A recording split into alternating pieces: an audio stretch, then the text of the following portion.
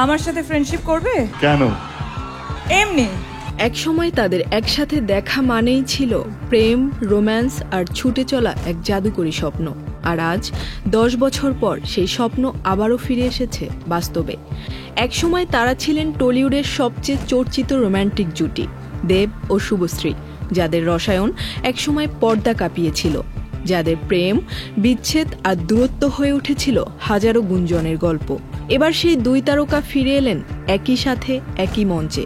ভুলে গেলেন পুরনো অভিমান, আগলে ধরলেন সেই পুরনো বন্ধন, শুধু ভক্তদের ভালোবাসার টানে। Okay, thank you so much.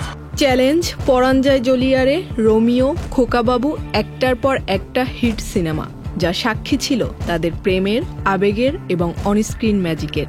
কিন্তু তারপর একটা ছবি, ধূমকেতু, আর সেই ছবিকে ঘিরেই জন্ম নেয় এক বিচ্ছেদের গল্প। ভেঙে যায় তাদের প্রেম, থেমে যায় সেই রোম্যান্টিক রিয়েল লাইফ জার্নি। ভক্তদের মনে জমে থাকা প্রশ্ন, তারা কি আর কখনো একসাথে ফিরবে? বান্ডেল থাকলে প্রতি সেনমানিতে টাকা বাঁচবে।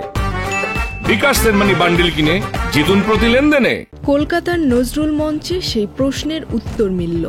দেবের খোলা বুক, কালো ব্লেজার, শুভশ্রীর কালো হলটার নেক গাউন, চোখে এক চিলতে স্মৃতি, ঠোঁটে চাপা হাসি, আর একসাথে নাচলেন সেই সব সিনেমার গানে যেগুলো একসময় হয়ে উঠেছিল ভালোবাসার প্রতীক। মঞ্চে শুভশ্রীর সেই চমকপ্রদ প্রশ্ন, আমার সাথে ফ্রেন্ডশিপ করবে? কেন? এমনি। আমার সাথে ফ্রেন্ডশিপ করবে? কেন? এমনি। ভক্তদের উত্তেজনা বাড়তেই থাকে। তাদের প্রশ্ন, ধূমকেতুর পর আবার কবে একসাথে? দেব বললেন, সব ঠিক থাকলে নিশ্চয়ই ফিরবো একসাথে। গল্পটা যদি আমাদের মতো হয়, আমরা আবারও একসাথে সিনেমা করব। অত প্রশ্ন জানি না, আবার কবে দেব শুভশ্রী?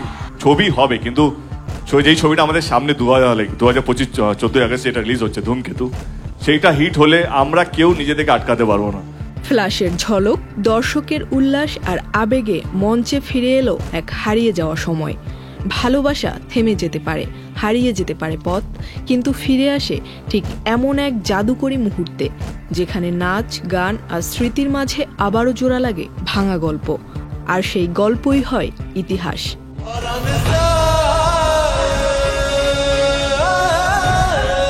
Zerin Sumi, channel I.